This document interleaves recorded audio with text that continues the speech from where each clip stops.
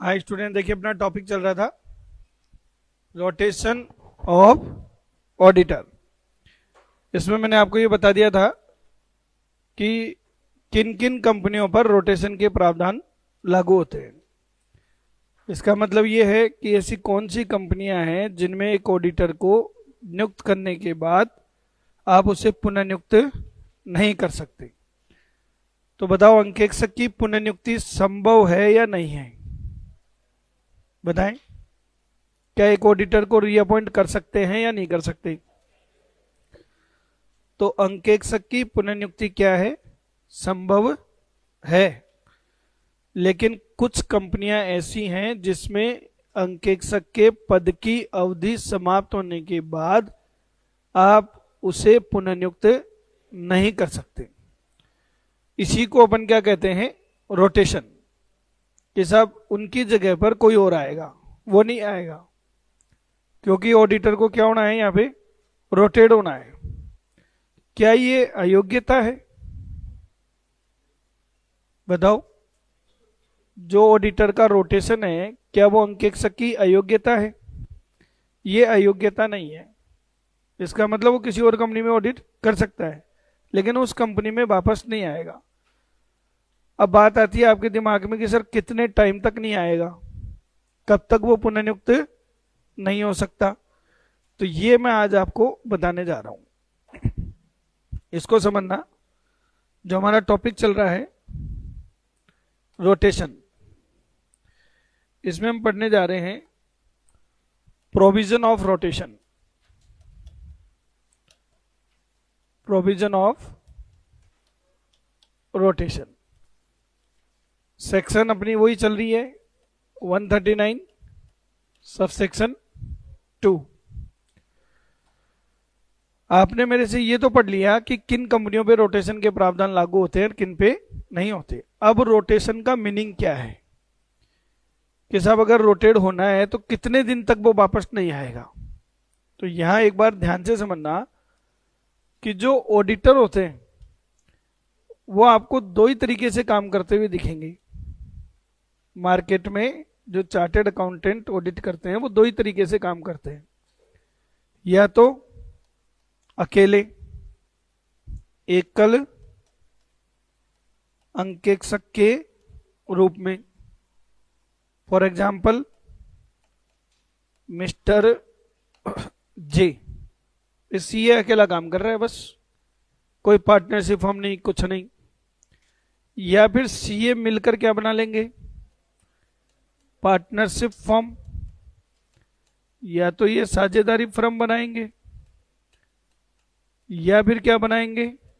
LLP, limited liability partnership. CA मिलकर company तो बनाएंगे नहीं, क्योंकि अगर सीए ने मिलकर कंपनी बना ली तो वो किसी भी कंपनी की ऑडिट नहीं कर सकते। For example JK and company, कितने पार्टनर इसमें? 3। जे के जी तीनों क्या हैं? सीए हैं। तो मार्केट में ये दो ही तरीके हैं, या तो आप अकेले अंकेक्षक के रूप में काम कर रहे होंगे या फर्म एलएलपी बना के काम कर रहे होंगे। अब आप एक एग्जांपल से समझो। मान लीजिए कंपनी है एबीसी लिमिटेड। अभी मैं जो भी एग्जांपल दे रहा हूं आप उसमें मान के चलना कि ये वो कंपनी है जिन पे रोटेशन के प्रावधान क्या होते हैं? लागू होते हैं। समझ में आ गया? किन पे लागू होते हैं बताना जरा। कौन सी कंपनी पर आवर्तन के प्रावधान लागू होते हैं? पहला, एवरी लिस्टेड कंपनी, सूचीबद्ध कंपनी। समझ में आ रहा है? अजय, सूचीबद्ध कंपनी क्या होती है? जिसका स्टॉक एक्सचेंज में क्या हो? लिस्टेड हो। देखो ये बहुत बड़ा गेम है। अभी मैं भी ये काम सीख रहा हूं। जयपुर में सिर्फ 2 सीए हैं जो ये काम करते हैं, बस। मैं भी सीख रहा हूं इस काम को, क्योंकि बड़ा काम है। इसमें फीस भी ऐसे नहीं आती 10,000, 20,000, 50,000। इसमें फीस मिलती है 5 करोड़, 10 करोड़। तो ये काम सीख रहा हूं मैं भी, पर ये बहुत बड़ा काम है। 15 महीने लगते हैं कंपनी को लिस्टेड करवाने में। पहले उसकी कंपनी बनाओ, फिर उसका बिजनेस डेवलप होना चाहिए, फिर प्राइवेट कंपनी बनाई तो उसको किस में कन्वर्ट कराओ, लिमिटेड में, सार्वजनिक कंपनी बनवाओ, फिर सेबी में जाके क्या करवाओ, लिस्टेड कराओ, फिर उसका आईपीओ लेके आओ, और आईपीओ उसका सक्सेस होना चाहिए, यानी कि पब्लिक उसको पैसा भी दे दे। तो मुंबई में एक ग्रुप है जो मेरे अभी टच में आया, उन्होंने मुझे कहा सर आप ये काम करो, ये क्यों नहीं करते आप जो छोटे मोटे पैसे कमाते हो पढ़ा पढ़ा के इधर उधर से सब भूल जाओगे, एक ही डील में 5 करोड़ कमाओगे। तो मैंने कहा भाई ये आसान काम है क्या? बोला आसान होता तो 5 करोड़ थोड़ी मिलते सर, आपके पूरे जयपुर में 2 सीए कर रहे हैं, 9,500 सीए हैं, तो इतना आसान नहीं है, लेकिन आप ट्राई करोगे तो मिल जाएगा, आप क्लाइंट ढूंढो। मैंने कहा क्लाइंट तो खूब है, बोले एक बार बातचीत करके देखो। मैंने सैटरडे और संडे इन 2 दिन में 2 क्लाइंट को अप्रोच किया, दोनों तैयार। मैंने कहा सर 10 करोड़ फीस लगेगी। बोले फीस कब देनी है? मैंने कहा काम होने के बाद। बोला डन। डन भी कर दिया उन्होंने। भाई मैं आपको ये कहूंगा, आपको 50 करोड़ रुपए दिला दूंगा। कितने? और आपको वापस भी नहीं देना, ना ब्याज भरना है, ना कर्जा है, और आपको पैसा वापस देना ही नहीं, पर 10 करोड़ लूंगा, दे दोगे क्या? सर 50 दिला के 10 ही तो ले रहे हो, 40 तो हमको दे रहे हो आप। आईपीओ ऐसे ही होता है। बताओ आईपीओ आता है तो कंपनी क्या इशू करेगी, और बदले में क्या आएगा? पैसा आएगा।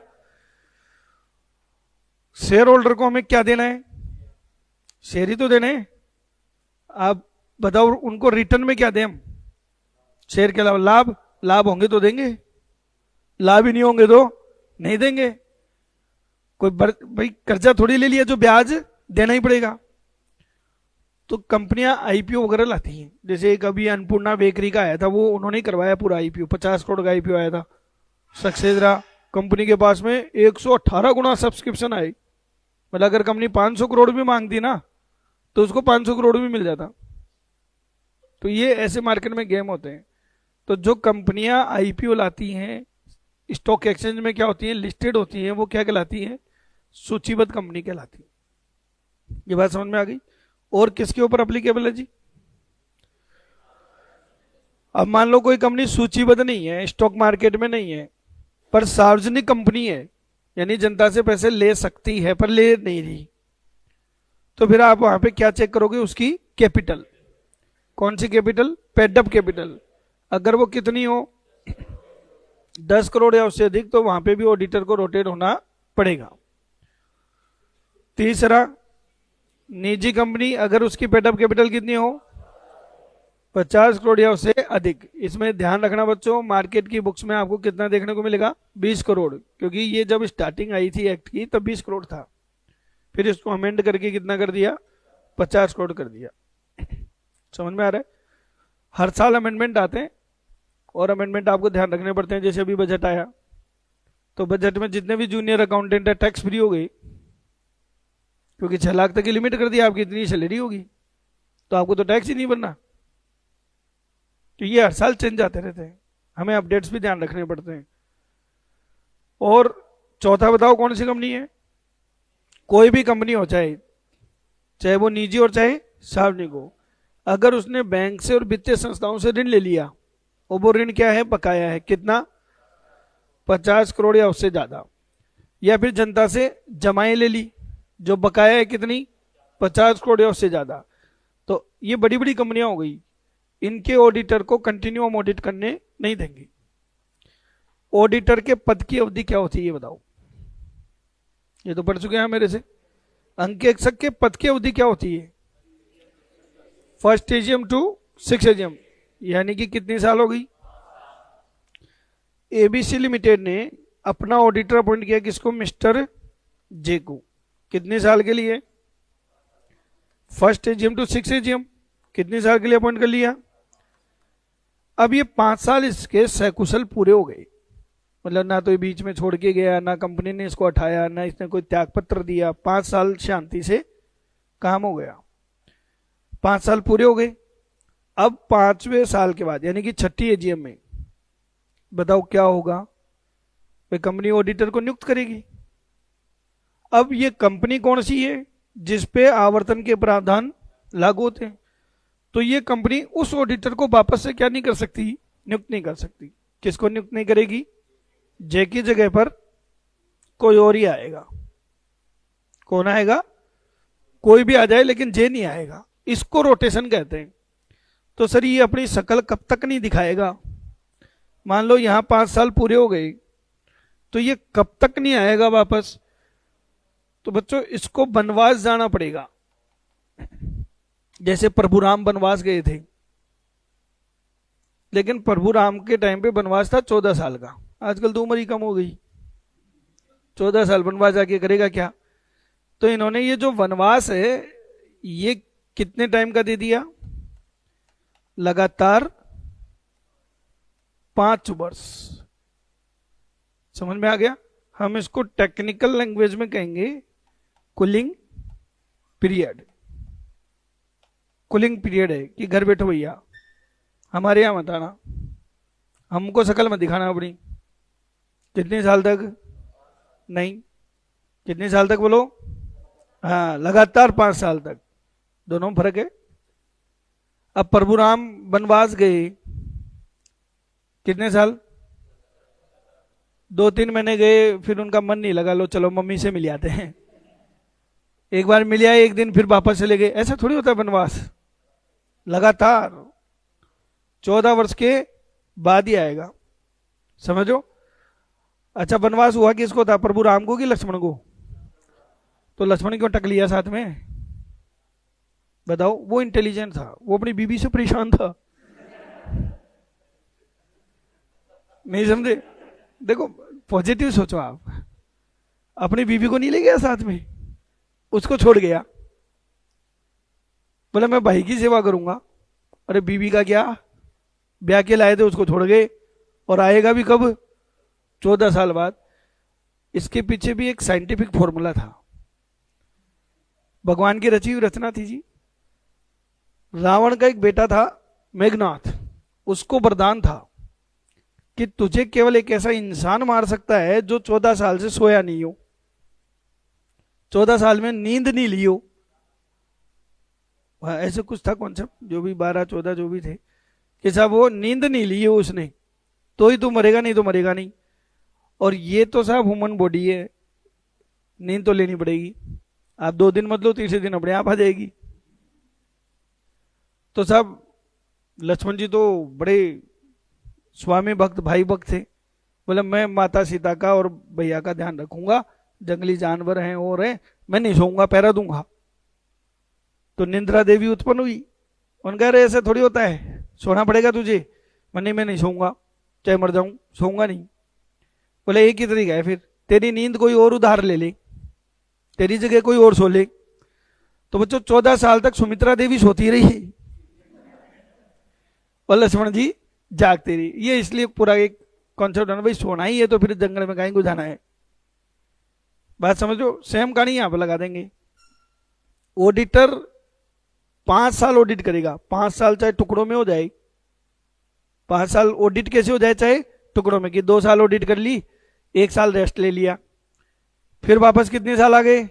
2 साल। तो कितने माने जाएंगे? 4। 2 पहले कर लिया, 2 अब कर लिया, ठीक है। फिर रेस्ट ले लिया 1 साल का। अब बताओ वो वापस कितने टाइम के लिए आएगा? भाई 2 साल ऑडिट करी, 1 साल रेस्ट, फिर दोबारा कितने साल आ गया? 2 साल, फिर 1 साल रेस्ट। अब बताओ कितने साल और आ जाएगा? अब वो 1 साल ही आ सकता है। कितने साल पूरे हो गए इसके? 5 साल पूरे हो गए। अब ये वनवास जाएगा। कितनी साल जाएगा वनवास? आप कहें सर 1-1 साल बीच बीच में छोड़ दिया था इसने, तो 2 साल तो ये वनवास के हो ही गए, और 3 साल और देते हैं, तो ये गलत है। वनवास कैसे जाओगे आप? लगातार। ये फर्क है। समझ में आ गया क्या? ये अयोग्यता नहीं है, तभी तो बोल रहा था आपको कि ये क्या नहीं है, अयोग्यता नहीं है, ये क्या है? रोटेशन। जिस कंपनी में आप ऑडिट करो, जहां आपके पद की अवधि हो गई, आप उसमें पुनर्नियुक्त नहीं होंगे, उसके सहायक सब्सिडरी होल्डिंग उनमें नियुक्त हो सकते हो। समझ में आ गया ना? उसमें नहीं होंगे जिसकी आपने क्या करी है? ऑडिट करिए। कूलिंग पीरियड देना है कितने साल बोलो? 5 साल। तो आपके तो ज्यादा से ज्यादा दिनस्थ बोर्ड ये पूछेगा कि आवर्तन के प्रावधान में जो कूलिंग पीरियड है वो कितने टाइम का होता है बताओ। तो मैं मान के चलता हूं कि अध्ययन बोर्ड कंटिन्यू शब्द भी शायद यूज ना करे, क्योंकि बहुत डेप्थ का मामला हो गया। तो वो 5 साल ऑडिट करोगे और 5 साल क्या करोगे, वनवास जाओगे, फिर बाद में आना चाहो तो आ जाना। बोलो ये समझ में आ गया क्या? अब बात करते हैं किसकी, फर्म की। इस कंपनी ने एबीसी लिमिटेड ने अपना ऑडिटर अपॉइंट किया किसको, फर्म को, क्योंकि कंपनी चाहे तो इंडिविजुअल ऑडिटर को अपॉइंट कर ले और चाहे तो फर्म को अपॉइंट कर ले, वो उनकी इच्छा है। बताओ फर्म के पद की अवधि क्या होगी? सर आपने ऐसा अलग अलग तो पढ़ाया नहीं हमें, आपने तो ये बताया कि पद की अवधि क्या होगी, फर्स्ट एजीएम टू। आपने ये तो बताया नहीं कि पार्टनरशिप फर्म की अलग और इसकी अलग। तो बच्चों जब है ही नहीं तो मैं बताऊंगा क्या? पद की अवधि क्या है बोलो, 5 साल। इस फर्म ने यहां पर पूरे 5 साल क्या कर लिए, कंप्लीट कर लिए, सकुशल ऑडिट हो गई। ऑडिट कौन करने जा रहा है, इनमें से कोई भी जाओ कोई फर्क नहीं है, पर 5 साल क्या हो गए, पूरे हो गए। अब वनवास का समय आ गया, समझ में आ रहा है? अब ये फर्म दोबारा से नियुक्त नहीं होगी, इसको वनवास जाना पड़ेगा। ये कंपनी इस फर्म को नियुक्त नहीं कर सकती। मैं किसी पार्टनर की बात नहीं कर रहा हूं, किसकी बात कर रहा हूं, फर्म की बात कर रहा हूं। ये फर्म पुनः नियुक्त नहीं होगी, कितने टाइम के लिए, अगेन क्या होगा, लगातार 5 वर्ष के लिए। तो ये लगातार 5 वर्ष आपके लिए क्या हो गए, कूलिंग पीरियड। बोलो समझ में आ गया क्या, कि ये लगातार 5 सालों तक वापस से क्या नहीं होगी, पुनः नियुक्त नहीं होगी। कोई डाउट, समझ में आ रहा है? इस बच्चे के चेहरे पे चिंताएं हैं, बोलो बेटा क्या टेंशन है? गेम खेल रहे हो? सर ऐसा हो जाए तो क्या, और ऐसा हो जाए तो चलो आज गेम ही खेलते हैं, ठीक है ना? आज अपन खेलेंगे गेम्स ऑफ रोटेशंस, है ना? गैंग्स ऑफ वासेस नहीं, गेम्स ऑफ रोटेशन। ये सुनेंगे। कुछ अटपटा लग रहा है क्या यहाँ पे आपको? मुझे लग रहा है, आपको नहीं लग रहा? इधर देखो, इधर देखो, दोनों तरफ देखने के बाद कुछ अटपटा लग रहा है क्या? बोलो भाई बाबू, बताओ किशन बाबू, अटपटा लग रहा है? सर आजकल लगना ही बंद हो गया, मैं तो फीलिंग ही बंद हो गई हमारी। अभी नवरात्र आने वाले हैं, फीलिंग चालू होने वाली है, कल से नवरात्र शुरू है, आज सीखोगे। बताओ बच्चों, तो अब 9 दिन वही चलेगा? कुछ अलग नहीं लग रहा किसी को भी? लग रहा है? बता बेटा, तू बता तुझे क्या अलग लग रहा है? हाँ यहाँ देखो सर, एक अकेला आदमी 5 साल ऑडिट कर रहा है, 5 साल वनवास भेज रहे हो, यहाँ तो तुमने तीनों की बैंड बजा दी। अगर ये तीनों अलग अलग होते तो अगर ये तीनों अलग अलग होते तो 15 क्या, पूरी जिंदगी। सर कैसे? पहले 5 साल ऑडिट कौन करता, जे, फिर अगली 5 साल कौन करता, के। तो जे का वनवास क्या हो जाता, पूरा, जे वापस आ जाता। 2 लोग तो आपस में रोटेट ही तो करना है, पहले तू पहले तू पहले तू पहले तू। बताओ यहां तक समझ में आ गया? ये अन्याय है या नहीं है? आपने तो पूरी फर्म की बैंड बजा दी, तो ये चिल्लाएंगे कि सर ये तो गड़बड़ है। अगर इस फर्म में 20 ऑडिटर होते तो 20 की बैंड बज गई, 5 साल ऑडिट करेंगे ये लोग। तो इन्होंने इसको चेंज किया। इन्होंने कहा अगर अंकेक्षण फर्म को या एलएलपी को नियुक्त किया जाता है तो जो पद की अवधि है वो कितनी होगी, पद की अवधि 2 टर्म के लिए होगी। कितने टर्म के लिए नियुक्त कर सकते हो आप उसको, 2 टर्म के लिए। एक टर्म कितनी साल का, तो टोटल कितने हो गए बताओ। अंकेक्षण फर्म या एलएलपी की स्थिति में अंकेक्षक के पद की अवधि कितनी हो सकती है? ऐसे मत बोलना 10 साल, क्या कहोगे?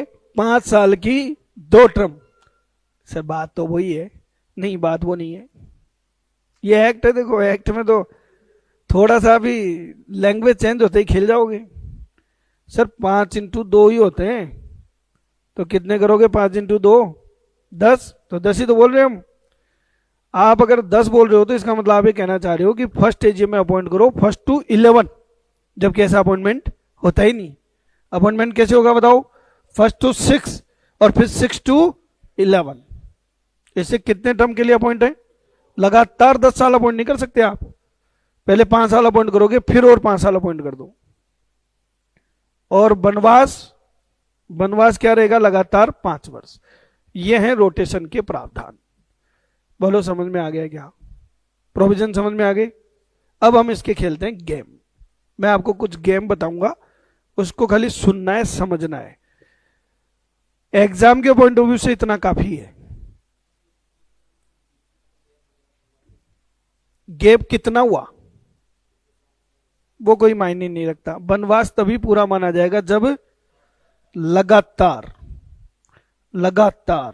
कितनी साल का गैप हो? 5 साल का। हाँ, 2 साल फिर हमने कर ली ऑडिट, फिर 1 साल गैप दे दिया, फिर हाँ 10 साल होने के बाद काउंट होगा पूरा। भाई आपने फर्म ने 2 साल ऑडिट करी, फिर उसने गैप दे दिया, कोई और आ गया, फिर कंपनी ने उसको हटा दिया, वापस से किसको ले लिया? फर्म को। तो 2 पहले कर चुके हैं, फिर आगे और 2 साल करे तो 2 और 2 4, ऐसे करके 10 तक कर सकते हो आप। पर वनवास लगातार। अच्छा मान लीजिए कोई आदमी ने 3 साल ऑडिट कर ली, चौथी साल कंपनी ने उसको हटा दिया और 5 साल तक वो हट गया, 36 साल में आया, तो बताओ कितने साल के लिए अपॉइंट होगा? नहीं, अब तो फ्रेश हो गया ना। 5 साल का अगर आपने लगातार गैप दे दिया तो आप फ्रेश हो गए, तो कितने साल के लिए अपॉइंट हो जाओगे? 5 साल के लिए। यानी कि वनवास में लगातार शब्द होना जरूरी है। यहां तक समझ में आ गया क्या? क्लियर है? हाँ, एजीएम के हिसाब से। एजीएम नहीं हो तो वो गिना ही नहीं जाएगा साल ही, क्योंकि ऑडिटर का पद किसी भी वित्त वर्ष के लिए नहीं होता। किसके लिए होता है? एजीएम टू एजीएम के लिए होता है। 4 एजीएम तो 4 ही माने जाएंगे। यहां तक समझ में आ गया क्या? एक बार यहां तक का पढ़ता हूं, फिर गेम सिखाता हूं। देखो, आवर्तन के प्रावधान। कंपनी किसी अंकेक्षक को नियुक्त या पुनर्नियुक्त नहीं करेगी। नियुक्त या पुनर्नियुक्त नहीं करेगी। कब? एक एकल अंकेक्षक को 5 वर्ष के एक टर्म, यानी कि एक पद से अधिक अवधि के लिए नियुक्त नहीं करेगी। तो आवर्तन वाली कंपनियां ज्यादा से ज्यादा कितने साल के लिए अपॉइंट कर सकती हैं? 5 साल के लिए। लेकिन अगर फर्म है तो फर्म को 5 वर्ष के 2 टर्म तक नियुक्त कर सकते हैं, उससे ज्यादा के लिए नियुक्त नहीं करेगी। तो पद की अवधि हो गई एकल अंकेक्षक की स्थिति में 5 वर्ष का एक टर्म, साझेदारी फर्म की स्थिति में 5 वर्ष के 2 टर्म। अब ये जो लिखा हुआ रहता है ना, इसे प्रोवाइडेड दैट, ध्यान से समझना। एक्ट में जब भी कुछ शब्द बताता हूं मैं, एक्ट पढ़ने का तरीका बताता हूं आपको। एक्ट में जब भी शब्द लिखा हुआ हो प्रोवाइडेड दैट या प्रोविजो, इसका मतलब क्या होता है? अपवाद। ये इस नियम के क्या है? अपवाद है। और अगर एक्ट में लिखा हुआ रहता है एज में बी प्रिस्क्राइब्ड, तो इसका मतलब वो चीज कहां पर लिखी हुई मिलेगी? एक्ट से संबंधित नियमों में। उसका वर्णन कहां मिलेगा? नियमों में। तो प्रोवाइडेड दैट है। प्रोवाइडेड दैट में इन्होंने लिखा कि सब अपवाद क्या है, क्योंकि जब हम ऊपर की लैंग्वेज पढ़ते हैं तो ये कह रहे हैं भाई एक 5 वर्ष की अवधि पूरी होगी तो जिंदगी में क्या नहीं करोगे? नियुक्त नहीं करोगे। यही तो हुआ ना कि 5 वर्ष से अधिक अवधि के लिए नियुक्त ही नहीं करोगे। पर प्रोवाइडेड दैट हो गया कि कब तक नियुक्त नहीं करेंगे? एक एकल अंकेक्षक की अवधि पूरी होने पर पद की अवधि की समाप्ति से अगले लगातार, और 5 वर्ष पूरे हो गए तो फिर नियुक्त कर सकते हो। समझ में आ गया? और अंकेक्षण फर्म के पद की अवधि पूरी होने पर पद की अवधि की समाप्ति से फर्म को भी कब तक नियुक्त नहीं कर सकते? लगातार 5 वर्षों तक। तो शॉर्टकट में ये समझ लो आपको कितना साल रन करना है कि आवर्तन के प्रावधान वाली कंपनी में पद की अवधि क्या होती है। तो एकल अंकेक्षक है तो 5 वर्ष की एक अवधि, और फर्म या एलएलपी है तो 5 वर्ष की 2 अवधि। और अगर क्वेश्चन आ जाए कि आवर्तन वाली कंपनी में अंकेक्षक का कूलिंग पीरियड कितना होता है, तो लगातार 5 वर्ष, चाहे वो एकल अंकेक्षक और चाहे फर्म हो। यहां तक की बात समझ में आ गई। अब हम कुछ क्या पढ़ते हैं, गेम्स ऑफ रोटेशन। ये समझने के लिए है सर, अगर नहीं समझ में आए तो छोड़ देना, क्योंकि इतना डेप्थ में अधीनस्थ बोर्ड भी नहीं जाने वाला। मैं सीए में ऑडिट पढ़ाता हूं, तो देखो क्या, जब मैंने मेरा कैरियर शुरू किया था पढ़ाने का, मुझे आज भी याद है, मैंने मेरी जिंदगी में जो सबसे पहले मार्कर उठा के पढ़ाना शुरू किया था, तो मैं सीए फाउंडेशन से मैंने शुरुआत करी, जो सबसे पहली स्टेज होती है सीए करने की। और वहां मैं पढ़ाता था मर्केंटाइल लॉ, वाणिज्यिक विधियां। उसमें मैं पढ़ाता था इंडियन कॉन्ट्रैक्ट एक्ट। अब एक्सपीरियंस तो था नहीं, तो जब टीचर को एक्सपीरियंस नहीं होता ना, तो वो क्या करता है मालूम है, सुबह पढ़ के आता है पहले खुद, फिर रटता है उसको, और फिर जाके क्लास में डिलीवर करता है, और उसमें भी उकसुक हो जाता है। तो मैं क्या करता था, मेरी 7 बजे क्लास होती थी विद्याधर नगर में, सुबह में 5 बजे उठ जाता, घंटे पर वापस पढ़ता कि आज इतना ही देंगे। कई बार क्या होता था, वो आधे घंटे में टॉपअप खत्म। तो मैंने कहा अब क्या करें, इतना ही याद करा था। अगर कोई बच्चा बीच में मेरे से आगे की बात पूछ लेता है, कोई पीछे की पूछ लेता है, मैंने कहा डिस्टर्ब मत करो क्लास में, ये क्या पूछते रहते हो बीच में तुम। तो बच्चे भी ऐसे नाम लेते थे पीछे से, भूला भूला भूल गया। ऐसे मजे लेते थे बच्चे। खैर धीरे धीरे एक्सपीरियंस से फिर किस्से बने, कहानियां बनी, धीरे धीरे एक्सपीरियंस हुआ साहब। तो मैं आपको ये किस्सा क्यों सुना रहा हूं, क्योंकि ये जो हम गेम्स खेल रहे हैं, तो सीए फाउंडेशन में पढ़ाता था, फिर मैंने पढ़ाना शुरू किया इंटरमीडिएट में ऑडिट। अब मैंने इंटर भी छोड़ दी, अब मैं सिर्फ कहां पढ़ाता हूं, सीए फाइनल में, जो लास्ट स्टेज है, कि जो मेरे से पढ़ गया फिर वो सीए है, ये अपने घर है लास्ट स्टेज में। तो इंटरमीडिएट की जो एग्जाम होती है ना सीए की, उसमें भी नहीं आता इतना डेप्थ में। समझ लो आप, कोई सीए बैकग्राउंड का लड़का जो इंटरमीडिएट तक पढ़ा हुआ है, फाइनल में उसने छोड़ दी बीच में, उसको मैं पढ़ा रहा हूँ ना, तो उसको लगे क्या पढ़ रहे हम, क्योंकि उसने इतना डेप्थ में पढ़ा ही नहीं। ये फाइनल में पूछते हैं, लेकिन फिर भी मैं आपको बता रहा हूं, आपके समझ में आए तो ठीक है, नहीं आए तो कोई बात नहीं, वैसे तो समझ में आ ही जाएगा। गेम नंबर 1 समझना बच्चों, कोशिश करना, केवल समझने की चीज है, कुछ रटना नहीं है, कुछ नहीं करना।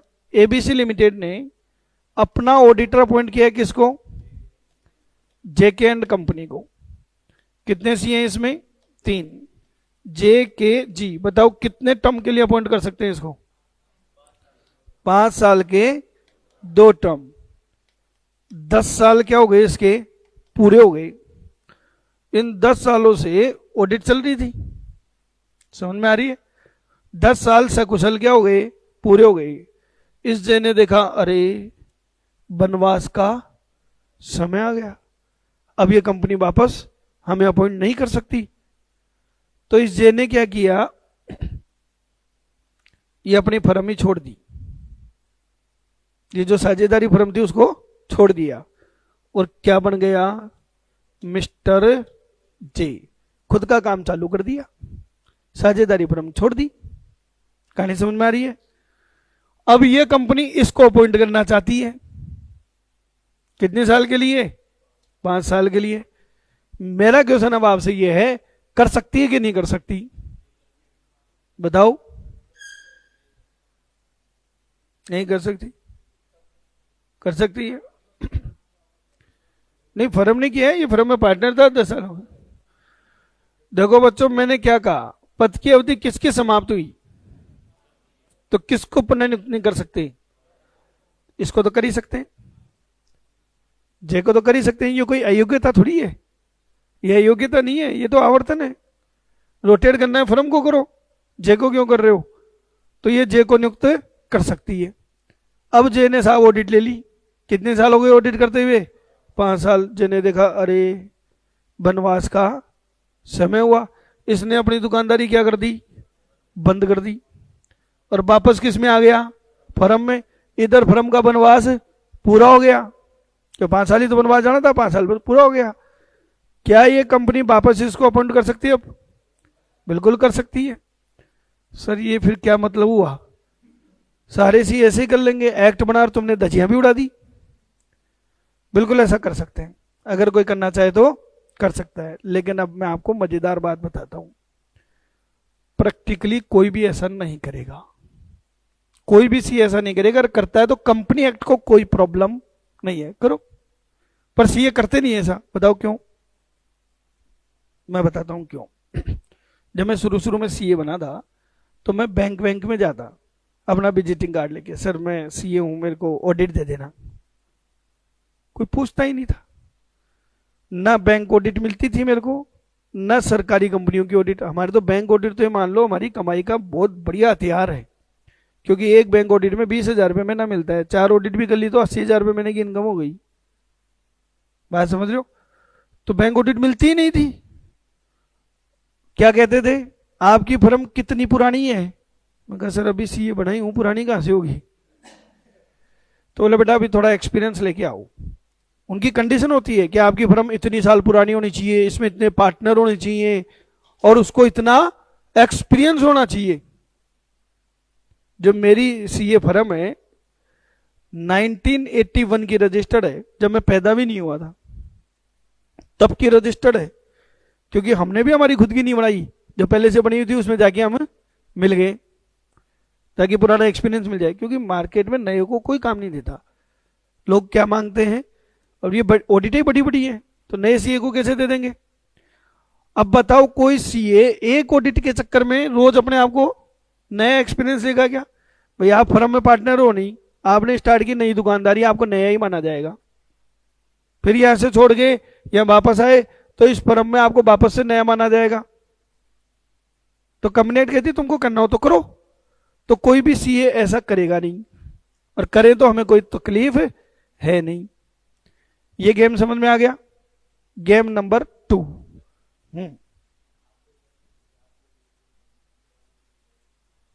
हाँ, फर्म तो पुरानी है ना, फर्म को तो ऑडिट मिल रही है। जैसे हमारी जो फर्म है उसमें हम 7 पार्टनर हैं। तो मैंने जो ज्वाइन किया, हमारे जसोरिया साहब हैं, दिल्ली बैठते हैं। जो हमारी ब्रांचेज हैं मेरी फर्म की, दिल्ली है, अहमदाबाद है, जयपुर है, शोगंज है। हमने 8-10 जगह ब्रांचें कर रखी है। जयपुर तो मैं संभालता हूँ, बाकी और जगह अलग अलग पार्टनर बैठे हुए हैं। तो फर्म तो पुरानी है ही ना, उसमें ये थोड़ी कि सारे ही पुराने हो, 2-4 पुराने ऑडिट मिल जाती है हमको, तो इसलिए हमको फायदा मिल गया। हाँ करो, कोई दिक्कत नहीं है। यहां तक समझ में आ गया क्या बताओ? अब गेम नंबर 2 देखो, मेरा पूरा गेम समझो फिर आप पूछना। गेम नंबर 2, एक कंपनी है एबीसी लिमिटेड, इसने अपना ऑडिटर अपॉइंट किया, किसको बताओ? जेकेएन कंपनी को। कितने पार्टनर इसमें? 3। जे के जी। कितने टर्म के लिए नियुक्त किया? 5 साल के 2 टर्म के लिए। कितना साल हो गया? 10 साल। 10 साल पूरे हो गए, यानी कि वनवास का समय आ गया। जे ने देखा अरे वनवास का क्या हो गया, पर जे ने कहा यार मैं छोड़ के जाऊंगा, मेरे को लोग नया मानेंगे, मैंने 10 साल मेहनत करी वो जीरो हो जाएगी। बताओ ऐसा होता है नहीं होता? कि साहब हमने 10 साल मेहनत करी, क्या हो जाएगी? जीरो हो जाएगी।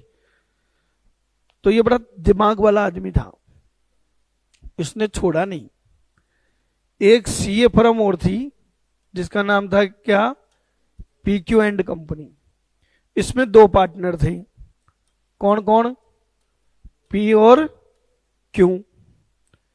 ये जे इस फर्म में जाके भी क्या बन गया? पार्टनर बन गया। यहां भी है, छोड़ नहीं रहा है अब, यहां भी पार्टनर है और इस फर्म में भी पार्टनर बन गया। कहानी समझ में आ रही है? यहां भी पार्टनर है और इसमें भी पार्टनर बन गया। अभी ऐसा तो कहीं मनाही है ही नहीं ना कि एक सीए 2 फर्मों में पार्टनर नहीं बन सकता है, 3 में नहीं बन सकता है, ऐसा तो कहीं लिखा हुआ है ही नहीं ना। 50 जगह बनो ना, कौन मना करता है आपको? समझ में आ रहा है क्या? अब मेरा क्वेश्चन ये है कि क्या ये कंपनी इस फर्म को अपना ऑडिटर अपॉइंट कर सकती है या नहीं कर सकती? तो यहां कंपनी एक्ट को प्रॉब्लम है। यहां प्रॉब्लम किसको है? कंपनी एक्ट को। कंपनी एक्ट ये कहती है कि नियुक्ति की तिथि को, जब ऑडिटर को क्या किया जाए? अपॉइंट किया जाए, as on the date of appointment, नियुक्ति की तिथि को कॉमन पार्टनर नहीं होने चाहिए। क्या नहीं होने चाहिए? कॉमन पार्टनर नहीं होने चाहिए। समझ में आ रहा है क्या? अगर कॉमन पार्टनर है तो बताओ, अगर कॉमन पार्टनर है तो इन्हें एक ही मान लिया जाएगा। इन दोनों फर्मों को क्या मान लिया जाएगा? कि ये दोनों एक ही है। अन्यथा इनको क्या माना जाएगा? एक को बोल रहा हूं मैं सेम नेटवर्क कि साहब ये तो एक ही नेटवर्क है, इनको सेम नेटवर्क माना जाएगा। तो यहां पर बताओ किसको प्रॉब्लम है? कंपनी एक्ट को, कि भैया तुम ऐसा नहीं कर सकते। अगर तुमने ऐसा किया तो इसके पद की अवधि समाप्त तो किसकी मान ली जाएगी? इसकी भी, और इस फर्म को आप नियुक्त नहीं कर पाएंगे। तो इसकी नियुक्ति संभव नहीं है। समझ में आ गया क्या? क्लियर है? सर अगर ऐसा कर लेते कि पहले इसको ये नियुक्त कर लेती और बाद में जे इसमें आके क्या हो जाता?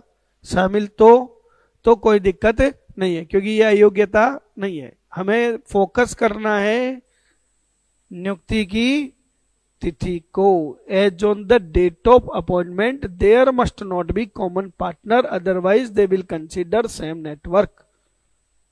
समझ में आ गया? As on the date of appointment, नियुक्ति की तिथि को क्या नहीं होना चाहिए? कॉमन पार्टनर नहीं होना चाहिए। बोलो ये बात समझ में आ गई क्या?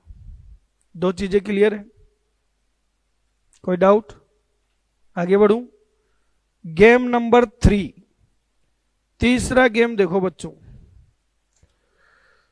एक स्टोरी सुनाता हूं आपको। थोड़े दिन पहले की बात है, जब मैं अपने घर पहुंचा तो मेरी बेटी रो रही थी। तो मैंने मेरी बेटी से पूछा, बेटा क्यों रो रहे हो? बोले पापा मम्मी ने मारा। तो मैंने कहा सॉरी, मैं तेरी कोई हेल्प तेरे चक्कर में मैं थोड़ी पिट जाऊं। फिर भी अंदर का पिता जाग बैठा। मैंने हिम्मत करके मेरी वाइफ से पूछ ही लिया। मैं कहा जी इसको क्यों मारा आपने? बोला आपकी बेटी बिगड़ गई, इसे मैंने मार दिया। मैं कहा इतनी सी बच्ची क्या बिगड़ेगी? मैं कहा क्या कर दिया इसने? बोला आइसक्रीम की जिद कर रही थी, तो मैंने टिका दी एक आइसक्रीम इसको। मैं कहा तू भी पागल है। आप बताओ, आप डेली आइसक्रीम खा रहे हो? गए वो दिन बेटा, गए वो दिन है। आप खाते हो टॉफी डेली? गए वो दिन।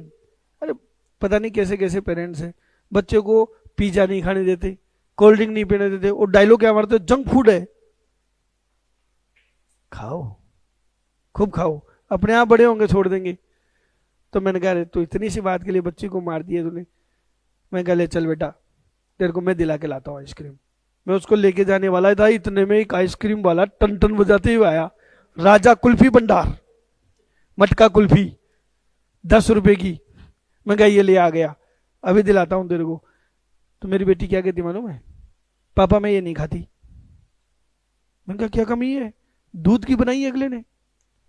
बोले नहीं मुझे तो है मोर की चाहिए। मतलब क्रीम की खाएगी, दूध की नहीं खा रही। क्या आजकल ऐसा हो गया? बताओ ऐसा हो गया नहीं हुआ? ऐसा ही है। एक बार मेरी और सलमान खान की मीटिंग थी ये उन दिनों की बात है जब बजरंगी भाईजान फिल्म आई थी। तो सलमान खान का क्या है मैं आपको बताऊं, आपको मजाक लग रहा होगा, हम बहुत बार मिल चुके हैं, हमारा याराना है। सलमान खान का एक रूल है, फिक्स है, आपको बता देता हूं, पता करना मार्केट में।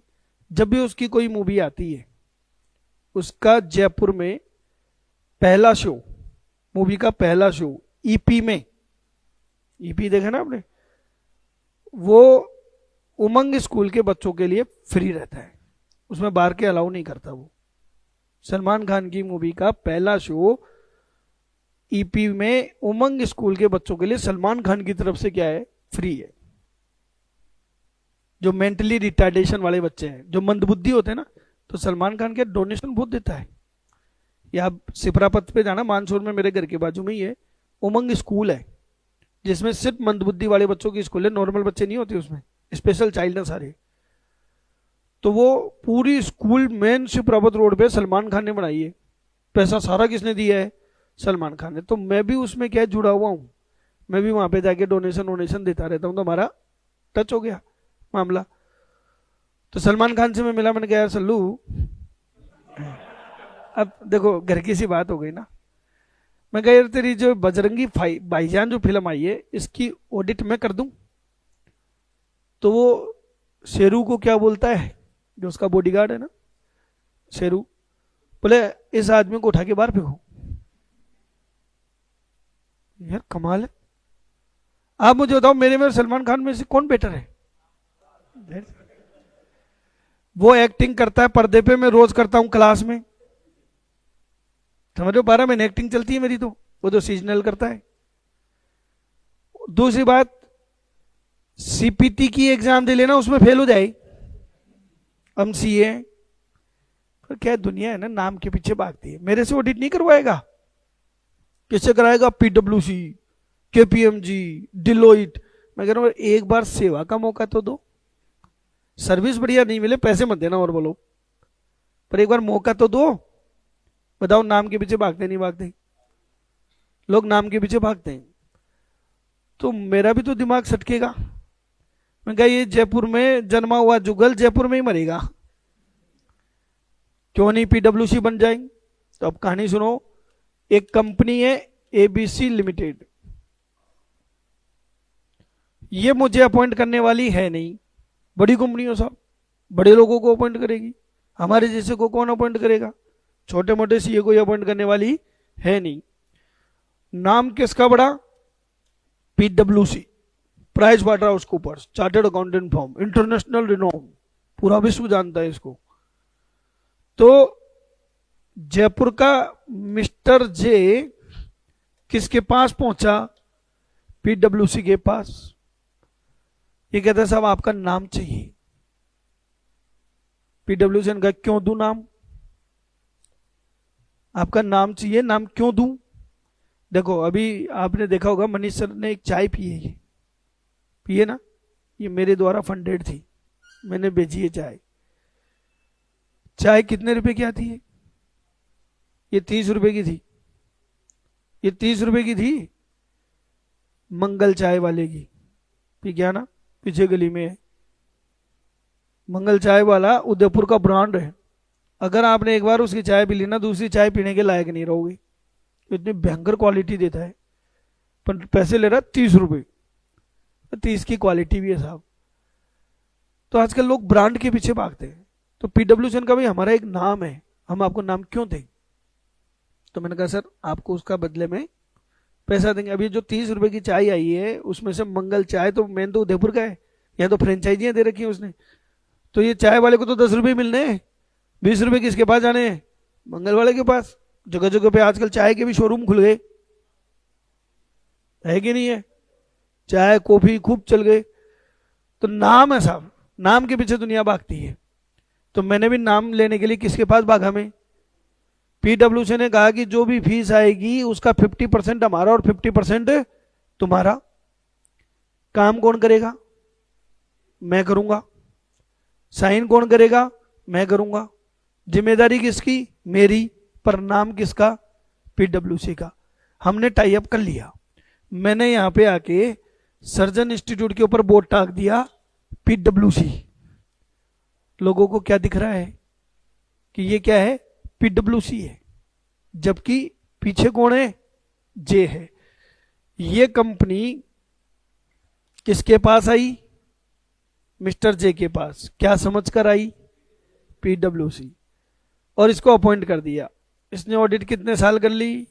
5 साल कर ली, अब ये वापस नहीं आ सकता, तो ये कंपनी उस ओरिजिनल पीडब्ल्यूसी को अपॉइंट करना चाहती है, क्योंकि सब ये अलग है वो अलग है, खाली नाम ही तो यूज कर रहे हैं। बताओ कर सकती है कि नहीं कर सकती?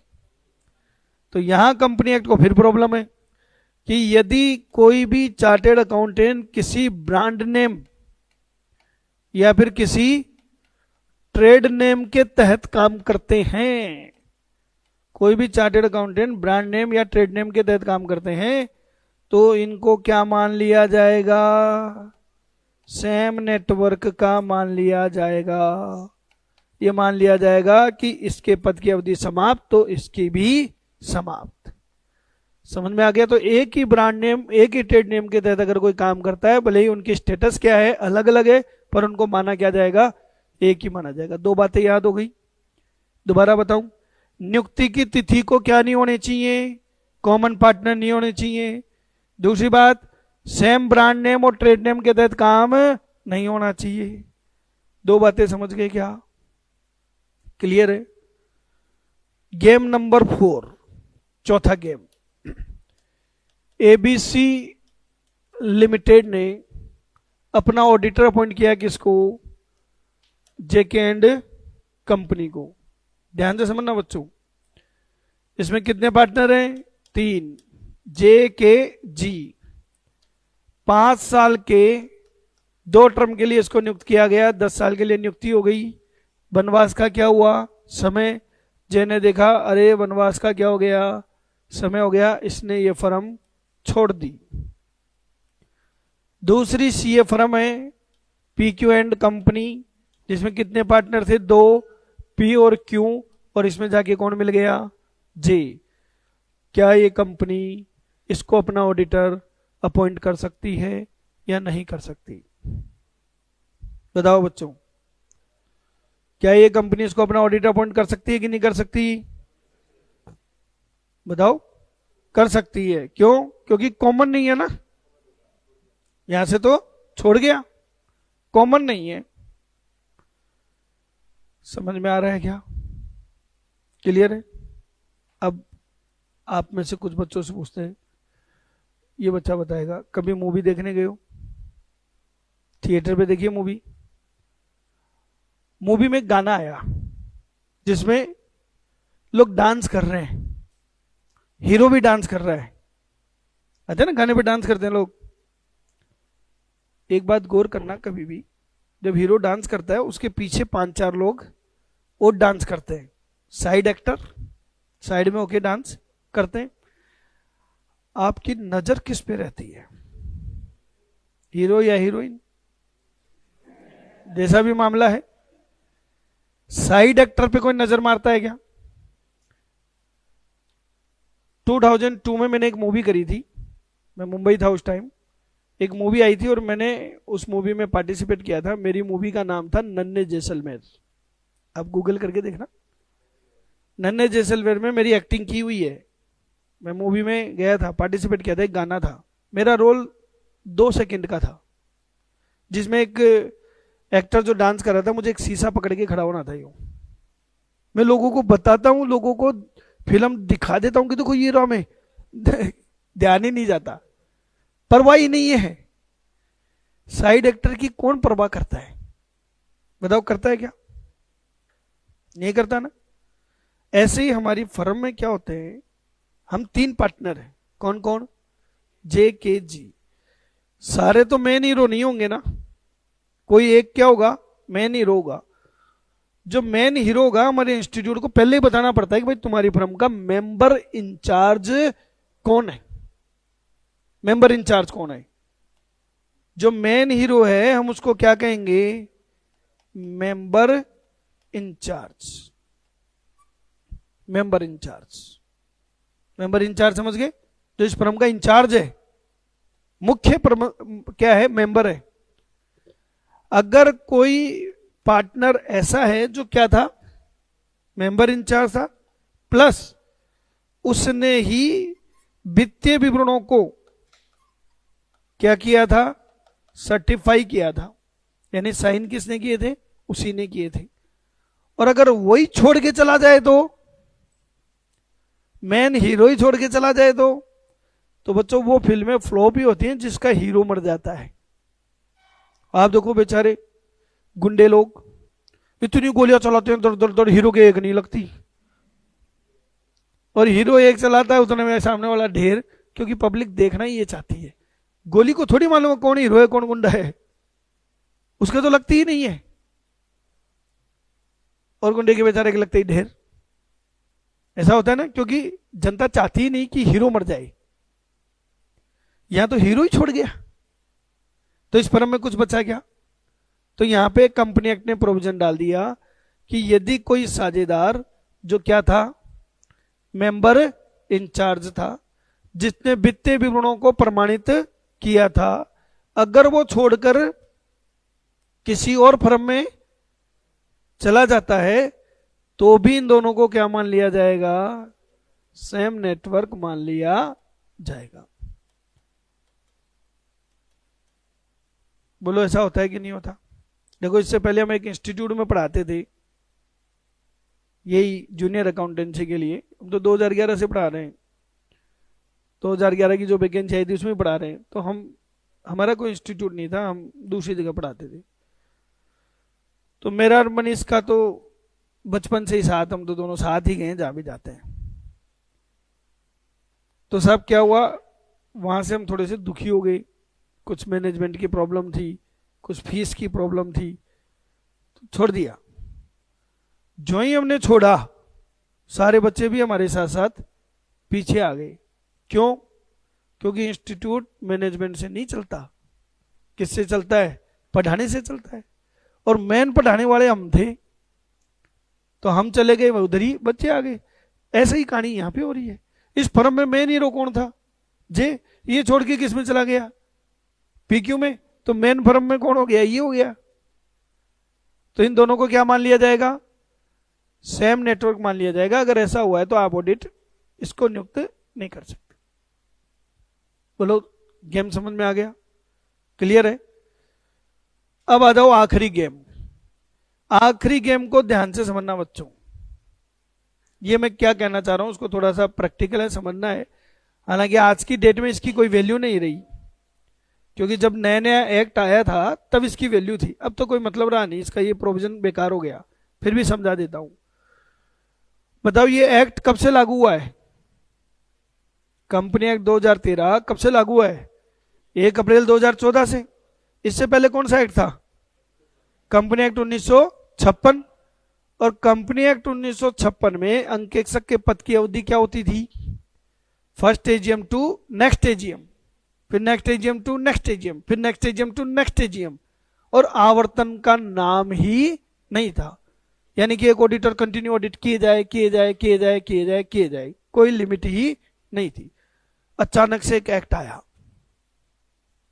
कौन सा? Company act 2013। और एक घोषणा हुई कि आज रात्रि 8 बजे बाद कोई भी ऑडिटर जो कितनी साल ऑडिट कर चुका है, 5 साल, वो उस कंपनी में पुनर्नियुक्त नहीं होगा। बात समझ में आ रही है क्या? समझ में आ रही नहीं आ रही? एक बात बताओ, अगर मैं पुराना हूं तो मेरी क्या गलती है? मैं तो 2006 में सीए बन गया था, आज मेरे को 16 साल हो गए काम करते हुए, तो मेरी गलती है क्या? मैं आपको एक स्टोरी सुनाता हूं, ये सत्य घटना है, काल्पनिक नहीं है, ये सत्य है। काल्पनिक सारी वही है जो जहां पे बीबी का नाम आ गया, बाकी सब सत्य घटनाएं हैं। 2008 की बात है बच्चों। मेरे एक पार्टी थी ओसवाल पोल उद्योग, जो ये बिजली के खंभे होते हैं ना, वो बनाती थी और गवर्नमेंट को सप्लाई करती थी। वहां पे एक अकाउंटेंट थे जिनका नाम था शर्मा जी, हम शर्मा जी बोलते थे उनको, राकेश शर्मा नाम था। हम लोग बैठ के ऑडिट कर रहे थे, मेरे पास ऑडिट थी उसकी, मैं बैठ के उसकी ऑडिट कर रहा था।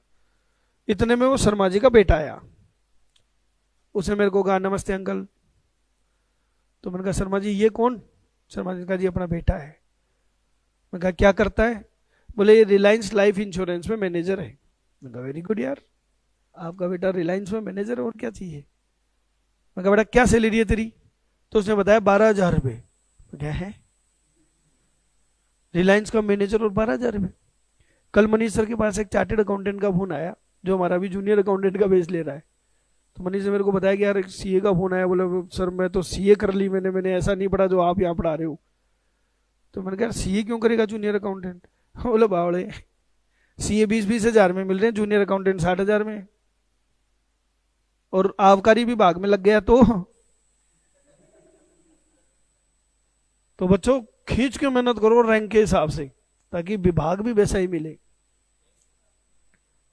थोड़ी प्रायोरिटी देते हैं, ऐसा कोई फिक्स रूल नहीं है, पर प्रायोरिटी देते हैं कि जहां टैलेंट की ज्यादा जरूरत है वहां टैलेंटेड को ही लगाते हैं। फिर देखो पॉलिटिकल और वो सब तो चलते ही है, फिर पॉलिटिशियन है, सारी चीजें हैं। अब हमारे देखो खंडेलवाल सर पढ़ाते हैं, सरकारी आदमी है, उनका उठा के टोंक में ट्रांसफर कर दिया। बोले सर ये क्या हो गया, मैं तो जयपुर में पढ़ाता हूँ, क्या करूँ? पॉलिटिकल अप्रोच थी, हमने अप्रोच लगाई, वापस यहीं रखवा दिया। तो ऐसा होता है, वो बात की कहानी है। तो मैं आपको स्टोरी क्यों सुना रहा हूँ वो सुनो। उस बच्चे को मैंने कहा यार तू 12,000 रुपये सैलरी है, तेरे को टारगेट मिलते होंगे फिर तो, क्योंकि जो प्राइवेट कंपनियां ने टारगेट देती हैं। बोला हाँ सर टारगेट मिलते हैं। मैं कहा कितना टारगेट है? बोले सर हमको 1 महीने में 3 लाख रुपए का प्रीमियम ला के देना है। 3 लाख रुपए का प्रीमियम ला के देना है, तब जाके आपको कितने मिलेंगे? 12,000 रुपये मिलेंगे। मैं कहा तू 3 लाख रुपए का काम कर लेता है? हो जाता है सर, मेरे पास टीम है, हो जाता है। तो मैंने कहा यार शर्मा जी आपका बेटा बहुत ही स्मार्ट गधा है। तो शर्मा जी शक पक्का गए। बोले सर कहना क्या चाह रहे हो, गधा भी कह रहे हो और स्मार्ट भी कह रहे हो? मैंने कहा ये किसने कहा कि गधे स्मार्ट नहीं होते, वो भी मेकअप करते हैं बेचारे। तो उसके बेटे के मन में भी जिज्ञासा उत्पन्न हुई। उसने कहा सर आप मेरे को कहना क्या चाह रहे हो? मैंने कहा यार देख तू 3 लाख रुपए पब्लिक से ले आता है हर महीने, इससे तू स्मार्ट है, और तू 12,000 में काम कर रहा है, इससे तू गधा है। तो बोले सर क्या करूं? मैं कहा काम यही करेगा, पर दूसरों के लिए मत बेच पॉलिसी, खुद के लिए बेच। ये कंपनियां 50% कमीशन देती हैं, 50% LIC देती है 35%। तो अगर कोई LIC का एजेंट आपको पॉलिसी बेच गया ना, उसके पास में 35% आ गए, आपका 100 रुपये लिया ना, आपसे 35 रुपये उसके अकाउंट में जाएंगे। तो मैंने कहा खुद का काम कर। तो साहब मेरी बात से वो बड़ा प्रभावित हुआ, पूरी रात उसको नींद नहीं आई। और उसके साथ के 2-3 दोस्त और थे, वो तीनों आ गए नेक्स्ट डे मेरे ऑफिस में कि सर आपकी बात हमको जच गई, हमें काम करना है। मैं कहा ऐसे नहीं है, अपना भी तो सिट्टा सीखो। मैं कहा कंपनी बनाओ, तरीके से काम करो, कॉर्पोरेट स्टाइल में काम करो। बोले यस सर आप जैसा बोलोगे वैसा करेंगे। मैंने साहब उनकी कंपनी बनाई, नाम भी मैंने रखा था rising star corporate solution private limited, कि ये स्टार है, राइजिंग है, बहुत गजब का काम करेंगे। तो rising star corporate solution private limited करके मैंने कंपनी खुद ने फॉर्म करी थी उनकी। उन तीनों को बना दिया डायरेक्टर, तीनों लग गए जी जान से। रिलायंस के अलावा जितनी भी इंश्योरेंस कंपनियां थी सबकी क्या ले ली? एजेंसी। साहब आप यकीन नहीं मानोगे, पहली साल में उन्होंने 70 लाख रुपए की कमाई करी, तीनों ने मिलकर। तो तीनों मेरे को कभी भी देखते ना पहले मेरे धोख देते हैं। उनका बनी पार्क में ऑफिस है, मैं ऑफिस में जाता हूँ ऑडिट करने के लिए, तो 150 एम्प्लॉई है उनके अंडर में आज। अब तो करोड़ों का काम हो गया उनका, 150 एम्प्लॉई उनके अंडर में। मैं जाता हूँ तो खड़े हो जाते मेरे को देखते ही, बैठ जाओ यार, डायरेक्टर हो तुम कंपनी के, 150 आदमी तुम्हारे अंडर में काम करते हैं। अरे सर आपकी वजह से तो हम यहाँ हैं। होता नहीं होता? क्या वो लोग मुझे हटा सकते हैं? सोच ही नहीं सकते, सोच ही नहीं सकते मुझे हटाने की। और ये बात है 2006 की, जब मैं सी बना था। 2008 में उनकी मैंने कंपनी बनाई। बताओ 2008 में ऑडिट किसने करी? मैंने। उस कंपनी की 2009 में ऑडिट किसने करी? मैंने की। 2010 में मैंने ऑडिट करी, 2011 में मैंने करी ऑडिट, 2012 में मैंने करी ऑडिट, 2013 में मैंने करी ऑडिट, 2014 यानी 31 मार्च 2014 इसकी भी मैंने ऑडिट करी। यहां पर एक एक्ट आ गया, कौन सा? कंपनी एक्ट 2013 कि साहब अगर कोई सीए 5 साल ऑडिट करता है तो फिर वो अपना चेहरा नहीं दिखाएगा। और मैं तो कितने साल से चेहरा दिखा रहा था, देखो कितने साल ऑडिट कर चुका हूं मैं। तो ऑलरेडी कितने साल ऑडिट कर चुका हूं? 7 साल के लिए। तो बताओ इस कंपनी में मैं आगे ऑडिट कर सकता हूं क्या? मेरा कहानी समझ में आ गई? इतनी कहानी सुनाई, उसका मकसद यही तो था कि साहब जो इस एक्ट के आने से पहले से कंपनियां चली रही थी, ऑडिटर ऑडिट कर ही रहे थे, पहले तो रोटेशन के प्रावधान थे ही नहीं। तो मैं अगर पहले से ऑडिट कर रहा हूं तो क्या रातों रात मेरी ऑडिटें गायब हो जाएंगी क्या? तो इन्होंने कहा नहीं, इस एक्ट के लागू होने के बाद जो फर्स्ट एजीएम आएगी वहां तक तो पुराने वाले का पद है, उससे लेकर कितने साल तक? 3 साल एक्स्ट्रा टाइम दिया आपको। कितना? 3 साल। 3 साल किनको दिए? पुराने वाले को। तो मैं 3 साल ऑडिट और कर सकता हूं, चाहे मैंने 50 साल से ऑडिट कर रखी होंगी। कितनी साल ऑडिट और कर सकता हूं? तो बताओ मेरे को एक्स्ट्रा टर्म क्या मिला? 3 साल। मैं कौन हूं? Mister J. कितनी साल ऑडिट कर ली मैंने? देखो 10 साल ऑडिट कर ली। समझ में आ रही है क्या? अगर मैं 12 साल से ऑडिट कर चुका होता तो भी 3 मिलते। 3 तो देना ही देना है इस अधिनियम के लागू होने की तिथि से। यह अधिनियम लागू कब हुआ? 1 अप्रैल 2014 से। और उसके बाद जो फर्स्ट एजीएम होगी वहां से काउंटिंग होगी। तो ये वाली बातें अब कोई काम की रही नहीं, क्योंकि 2014 से 3 भी जोड़ोगे 2017, वो तो गए, पुराने हो गए मामला। इसलिए ये प्रोविजन अब काम का नहीं रहा। समझ में आ रहा है? 3 साल हमको मोहलत दी गई थी। अच्छा बताओ, अगर मैंने इस एक्ट के आने से पहले से 6 साल ऑडिट कर रखी होती तो? इस एक्ट के आने से पहले से मैंने 6 साल ऑडिट कर रखी होती तो भी मुझे 3 साल मिलेगी। कितने साल ऑडिट कर ली मैंने? 9। अगर मैंने 5 साल ऑडिट कर रखी होती तो भी मुझे 3 साल और मिलेंगे। टोटल कितने हो गए? 8। भाई 3 साल तो पुराने को सबको देंगे। इस अधिनियम के लागू होने से पहले अगर मैंने 4 साल से ऑडिट कर रखी होती तो 3। समझ गए? इस एक्ट के लागू होने से पहले अगर मैंने 3 साल ऑडिट कर रखी होती तो भी 3। टोटल कितने हो गए? 6। इस एक्ट के लागू होने से पहले अगर मैंने 2 साल ऑडिट कर रखी होती तो भी 3। टोटल कितने हो गए? 5। इस एक्ट के लागू होने से पहले मैंने 1 साल ऑडिट करी थी तो 4, क्योंकि 5 तो तुम नए को ही दे रहे हो भाई। 5 तो तुम एकदम नए को ही दे रहे हो, तो मुझे और कितने साल मिल जाएंगे? 4 साल। और अगर ये एक्ट लागू ही नहीं हुआ तब तक मैंने कोई ऑडिट नहीं करी तो मेरे पद की अवधि क्या है? 5 साल। बोलो समझ में आ गया क्या? ये टेबल समझ में आ गई क्या? टेबल को चेंज कर रहा हूं। मैं जे नहीं हूं, मैं कौन था? जेके एंड कंपनी। अगर फर्म होती तो, अगर मेरी क्या होती? सीए फर्म होती, जेके एंड कंपनी। और इस एक्ट के लागू होने से पहले मैंने कितने साल ऑडिट कर रखी है? मैंने मतलब फर्म ने। तो बताओ कितने साल और मिलेंगे? फर्म हो चाहे इंडिविजुअल हो, सबको 3 साल मिलेंगे। टोटल कितने साल ऑडिट कर दी? 10 साल। समझ में आ रहा है क्या? अगर इस फर्म ने इस एक्ट के लागू होने से पहले 6 साल ऑडिट कर रखी होती तो बताओ, अगर 6 साल पहले से ऑडिट कर रखी होती तो 4 साल, क्योंकि फर्म का 5-5 साल का 2 टर्म हो सकता है, नए का ही, तो पुरानी को क्यों नहीं देंगे? कितने साल ऑडिट कर ली मैंने? 10 साल। अगर मैंने 5 साल ऑडिट कर रखी होती तो 5। टोटल कितने हो गए? 10। अगर मैंने 4 साल ऑडिट कर रखी होती तो 6। टोटल कितने हो गए? 10। समझ में आ गया क्या? तो कुल मिला के बात है कि जब ये एक्ट आया तो इन्होंने हमें 3 साल की क्या दे दी? मिनिमम मोहलत दे दी कि आप 3 साल तक ऑडिट कर सकते हो, पर उसके बाद आपको वनवास जड़। अब बोलो कोई डाउट?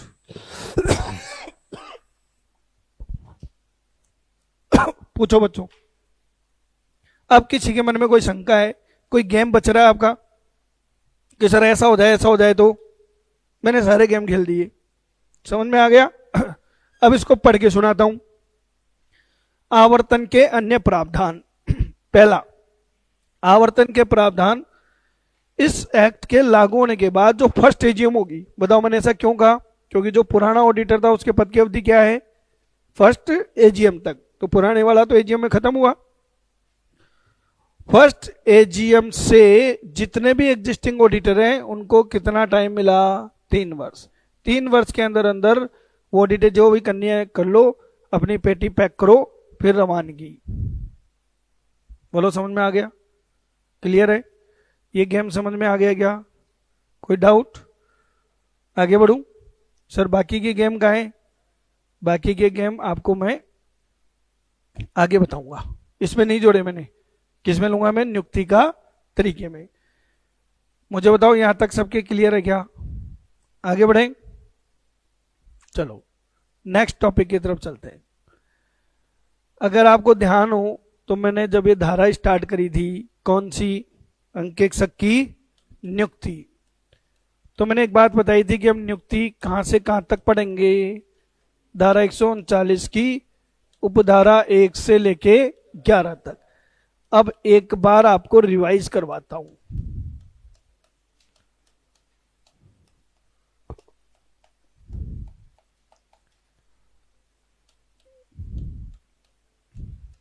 आप बताना कौन सी पढ़ ली और कौन सी नहीं पढ़ी, पूछता जाऊं, बताओ। धारा 139 की उपधारा 1 में क्या था, सिंपल ही लिख देता हूं, अंकेक्षक की नियुक्ति। कौन सा अंकेक्षक, आगामी, कौन सी कंपनी में, सरकारी में। नहीं लिखे तो सिंपल क्या बोल सकते हैं, अंकेक्षक की नियुक्ति। बताओ धारा 139 की उपधारा 2 में क्या था, अंकेक्षक का आवर्तन, जो अभी अभी अपन ने खत्म किया, रोटेशन ऑफ ऑडिटर। याद आ गया। अभी आपको मैंने 3 नहीं पढ़ाई, 4 मैंने आपको नहीं पढ़ाई, अभी 2 बाकी है। 5 में बताओ क्या था, बताओ। सरकारी कंपनी में सिंपल लिख दूं क्या, अंकेक्षक की नियुक्ति। बताओ 6 में क्या था, सरकारी कंपनी के अतिरिक्त, या वन वर्ड में बोल सकते हो गैर सरकारी कंपनी में प्रथम अंकेक्षक की नियुक्ति। बताओ 7 में क्या पढ़ा आपने, सरकारी कंपनी के प्रथम अंकेक्षक की नियुक्ति। यहां तक क्लियर है। 8 में क्या पढ़ा था बताओ, आकस्मिक रिक्ति। बताओ 9 में क्या पढ़ा, अंकेक्षक की पुनर्नियुक्ति। 10 में क्या पढ़ा कि यदि अंकेक्षक की नियुक्ति या पुनर्नियुक्ति नहीं होती है एजीएम में तो विद्यमान अंकेक्षक बना रहेगा। नहीं, तब नहीं रहेगा, क्योंकि वहां रोटेशन वाली अगर कंपनी है, ये भी देखना है कंपनी कौन सी है। अगर कंपनी पे रोटेशन के प्रावधान लागू होते हैं तो फिर वो नहीं बना रहेगा, नहीं होते तो वो कंटिन्यू रहेगा। विद्यमान अंकेक्षक का बना रहना, समझ में आ गया क्या, क्लियर है। अब आखिरी क्या बच गया बताओ, तो आपके सामने केवल ये 3 चीजें बाकी रह गई। यहां तक सबके समझ में आ गया। आगे बढ़ूं, एक कहानी सुनो। एक काम करते हैं, काल्पनिक पिक्चर बनाते हैं। आप सब कौन हो, आप सब हो सदस्य, कंपनी के क्या हो, सदस्य। और ये क्या है, ये क्या है, ये है एजीएम, एनुअल जनरल मीटिंग। और मैं कौन हूं, मैं पति, सभापति, चेयरपर्सन। यहां तक समझ में आ गया। तो मैं आपको कह रहा हूं कि भाइयों और बहनों, आप आए हैं, आपका स्वागत है। आप अपना अंकेक्षक नियुक्त कर जाओ, क्योंकि एजीएम में अंकेक्षक की क्या होगी, कैसे होती है बेटा नियुक्ति, साधारण प्रस्ताव से, यानी कि वोट पड़ेंगे और पक्ष में वोट ज्यादा पड़ गए तो नियुक्ति हो जाएगी। समझ में आ रही है कहानी, यहां तक समझ में आ रही है क्या। बताओ बेटा, किसको अपॉइंट करोगे, वोट किसको दोगे। भाई आप वोटर हो, वोट देने गए, किसको वोट दोगे। भाई मीटिंग में आ गए वोट देने, आपको किसको वोट दोगे। हाँ, अब बात आती है नाम की। भाई बहुत सारे नाम होंगे, इनमें से एक को दोगे। वो नाम कौन बताता है, वो नाम कौन बताता है। कहानी समझ में आ गई ना। ऐसा होगा क्या कि आप अपनी तरफ से नाम लेके आ जाएंगे, साहब ये मेरा भाई सीए बनाए, इसको नियुक्त कर देना, तब तो हो गई नियुक्ति। तो सारे अपने अपने बंदे ले आएंगे। नाम का सजेशन कौन देगा बताओ। यह एक किस्सा सुनाता हूं बच्चों, नाम से मेरे को याद आया मेरी शादी की दिनों की बातें। जब मैं सीए बना था तो उन दिनों की बातें साहब, मेरे रिश्ते खूब आने लग गए, क्योंकि हमारे बड़ियों में क्या है, जिस प्रोडक्ट में दम है वो बिकता बहुत जल्दी है, नहीं तो प्रोडक्ट जो है उसकी मार्केट वैल्यू जीरो हो जाती है, बिकता ही नहीं। हमारे बड़ियों में पैसों का बड़ा खेल है साहब, पैसों से खरीदने आते हैं लोग, और लड़का सीए है, कमाऊ है, तो तुरंत रिश्ते हो जाते। तो मेरे खूब रिश्ते आने शुरू हुए। तो मेरे पापा के मन में लालच आ गया, क्योंकि सामने वाला खुद ऑफर करता है, जी 50 लाख लगा देंगे, आप तो बेटा हमारे नाम करो। तो साहब रिश्ते आए, खूब नाम आए। बताओ नाम मुझे कौन सजेस्ट कर रहा था? मेरे पापा। मेरे पापा ने मुझे 4 ऑप्शन दे दिए, ऑप्शन ए, बी, सी और डी। बोले बेटा इनमें से क्या कर ले, सेलेक्ट कर ले। आपकी जानकारी के लिए बता दूं, ये अधीनस्थ बोर्ड के क्वेश्चन के ऑप्शन नहीं थे, जिसमें ऑप्शन डी होता उपरोक्त में से कोई नहीं, या होता उपरोक्त सभी। एक सेलेक्ट करना था, मुझे एक भी पसंद नहीं आ रहा था। क्यों सर आप इतने नखरे करते थे क्या? अरे नखरे की बात नहीं है भाई, मेरे पिताजी ने किसको देखा था, लड़की को कि लड़के के बाप को? लड़के के बाप को, कि होंडा सिटी देगा कि एल्टो देगा। लड़की तो देखी नहीं उन्होंने, मुझे एक भी पसंद है नहीं। बताओ किसको चूज करूं? बताओ। देखो आपको हंसी आ रही है, क्योंकि आपके साथ नहीं हो रहा ना ऐसा। हाँ मेरे साथ हुआ था। अगर आपके साथ ऐसा हो गया तो क्या करेंगे? पिताजी ने 4 नाम रख दिए, चारों पसंद नहीं आ रहे आपको, क्या करेंगे बताओ? नहीं, यहां तो अडॉप्ट करना है, छोड़ना नहीं है क्वेश्चन। बताओ क्या करोगे? आप कहेंगे सर पिताजी को मना कर देंगे, ऐसे ऐसे नहीं होता। देखो आजकल के लड़के कर देते हैं, हमारी तो आज भी हिम्मत नहीं होती बाप के सामने बोलने की, तो पिताजी भी एक कान के नीचे बजा दें, बस ये होगा तेरे घर में। तो पिताजी के सामने बोल नहीं सकते। बच्चे कैसे बताओ?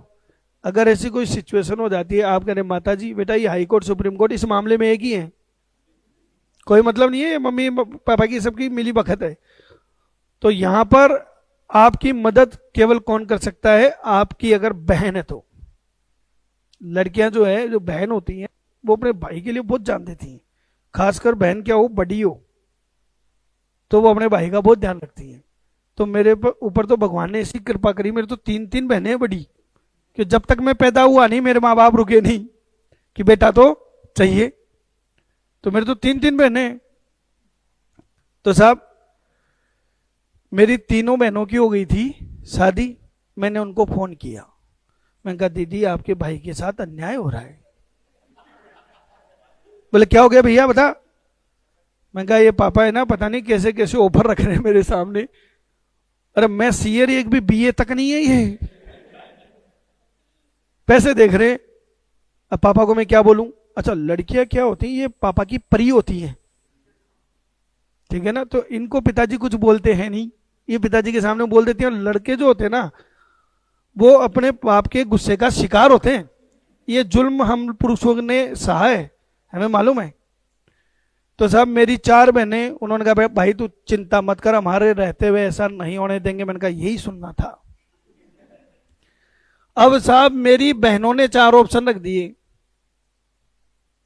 Option A B C D. ये थोड़े से बेटर थे, क्योंकि इन्होंने तो लड़की देखी थी, इनको पैसों से मतलब नहीं था। बताओ मेरी बहनों ने किसके सामने ऑफर रखा? नहीं मैं तो सेकेंडरी था, साइलेंट मोड पे। मेरी बहनों ने ऑफर रखा पापा के सामने। तो मेरे पापा ने कहा बेटा देखो मेरे को थोड़ी शादी करनी है, जो तुम्हारे समझ में आए करो। फाइनल अप्रूवल किसकी चलेगी? फाइनल अप्रूवल किसकी चलेगी बताओ? और फेरे मेरे को लेने हैं भाई, फाइनल अप्रूवल मेरी चलेगी। समझ में आ गया? अब इसको कंसेप्ट में ऐड करता हूं। पिताजी को नाम देता हूं बोर्ड ऑफ डायरेक्टर, और बहनों को नाम देता हूं ऑडिट कमेटी। बहनों को नाम क्या दे दिया मैंने? Audit committee. और मैं कौन? सदस्य। तो बताओ अंकेक्षक के नाम का सुझाव कौन देगा? अंकेक्षण समिति देगी। किसको देंगे?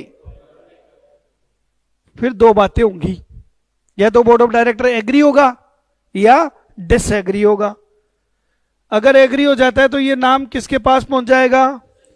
सदस्य कहां आएंगे, क्या पास करेंगे, और अंकेक्षक की क्या हो जाएगी? नियुक्ति। अगर बोर्ड ऑफ डायरेक्टर डिसएग्री है तो, अगर असहमत है तो इनको वापस बोलेंगे कि बेटा तुम्हें अभी समझ नहीं है, तुम नहीं समझते, लड़की गोरी हो काली हो 5 दिन बाद में सेम ही लगती है, पर एल्टो और होंडा सिटी में हमेशा ही क्या रहेगा?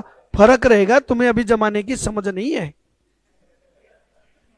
हाँ, पिताजी ने ऐसा ही कहा, समझ लो। असहमति दर्ज कर दी तो ये वापस से अपना नया नाम सजेस्ट करेंगे। फिर मामला कहां तक पहुंचेगा? अगर एग्री है तो, और अगर अभी भी डिसएग्री है, इन दोनों की नहीं बन रही आपस में, मैं तो चुपचाप देख रहा हूं,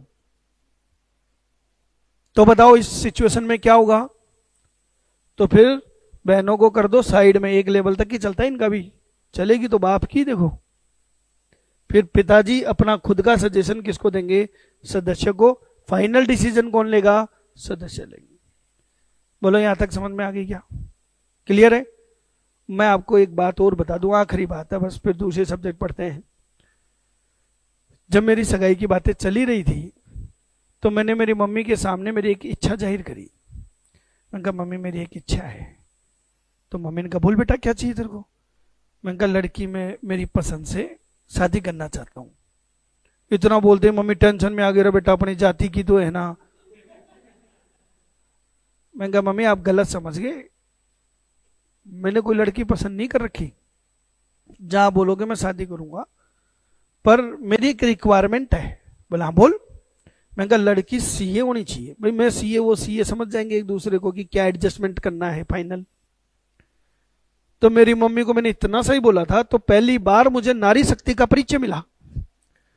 नीचे कान के नीचे आवाज आई फड़ाक। बोला अच्छा तुम मियाँ बीवी जाओ ऑफिस और मैं पिलाऊं तुम्हें चाय?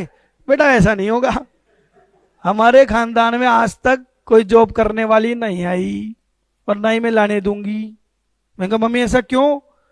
बोला मैं ऐसी बहू लाऊंगी जो मेरी सेवा करे। मैं कहा मम्मी आप अपने स्वार्थ में मेरा जीवन खराब कर रहे हो। बोला ज्यादा बोल मत। मैं चुप हो गया। मैंने कहा यार ये तो गड़बड़ काम है, और ये सच्चाई है जो मैं बता रहा हूं ना, मेरे साथ ऐसा हुआ था।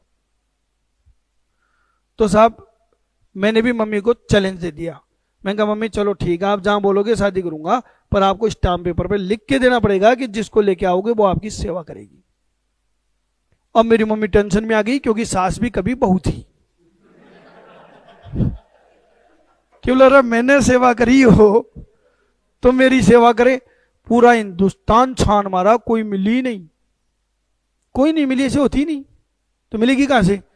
हमारे पड़ोस में एक लड़की रहती थी, मम्मी को वो बचपन से क्या थी? पसंद थी। तो मम्मी ने उसको ही ऑफर कर दिया। बोले बेटा तू उधर रहती है इधर आ जा। वो पड़ोसन तो थी कब से रेडी तैयार, मौका लपक लिया, पड़ोसन से मेरी करा दी शादी। कहानी समझ गई क्या? शादी होने की आगे की कहानी सुनो। इसलिए मेरा ससुराल पड़ोस में ही है। मेरी मम्मी में और मेरी वाइफ में हो गया झगड़ा। मेरी मम्मी आई मेरे पास, तेरी बीवी को समझा ले रहे 3-2-5 कर रही है मेरे से। मैंने मेरे हाथ खड़े कर दिए। मैंने कहा mummy choice is your, I am not responsible. बात समझे?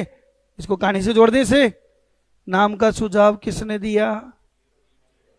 और कल को जिसका नाम का सुझाव दिया दागी नेता निकला, मर्डर करने वाला निकला, फर्जी सीए निकला, जिसके ऊपर ऑलरेडी क्रिमिनल मामले चल रहे हैं, तो कौन जिम्मेदार नहीं होगा? सदस्य। इसलिए इनकी ड्यूटी क्या बनती है? बताओ इनकी ड्यूटी क्या बनती है? कि नाम का सुझाव देने से पहले 4 बार सोच ले, नहीं तो जिम्मेदार ये खुद होंगे ना कि ये फर्क है अरेंज मैरिज में और लव मैरिज में, कि कुछ भी लफड़ा हो जाओ अपनी टेंशन ही नहीं, क्योंकि लाए वो थे। अगर आप अपनी पसंद से ले आए ना तो जिंदगी भर सुनोगे। बोलो यहां तक समझ में आ गया क्या? ये जो मैंने कहानी सुनाई कि अंकेक्षक के नाम का सुझाव कौन देगा? अंकेक्षण समिति। क्या आपकी बहन है? बड़ी बहन है? चलो, भगवान की कृपा है आपके ऊपर। ये पड़ोसी बताएंगे क्या आपके ऊपर भी ऐसी कृपा है? ये लो, सबके ऊपर भगवान ने ऐसी कृपा नहीं करी। तो यहां पे क्या लिख दूं? If any. कोई जरूरी नहीं है कि सभी कंपनियों में अंकेक्षण समिति हो। तो मैं आपको एक अलग से धारा कराऊंगा, धारा 177, जिसमें बताऊंगा किन कंपनियों में अंकेक्षण समिति होनी अनिवार्य है। अगर अंकेक्षण समिति है तो अंकेक्षक के नाम का सुझाव कौन देगा? किसको? और फिर संचालक मंडल उस पर विचार करके किसको पहुंचाएंगे? ये प्रोसीजर धारा 139 की उपधारा 11 में दी हुई है। बोलो, समझ में आ गया क्या? क्लियर है? आज इतना ही करते हैं।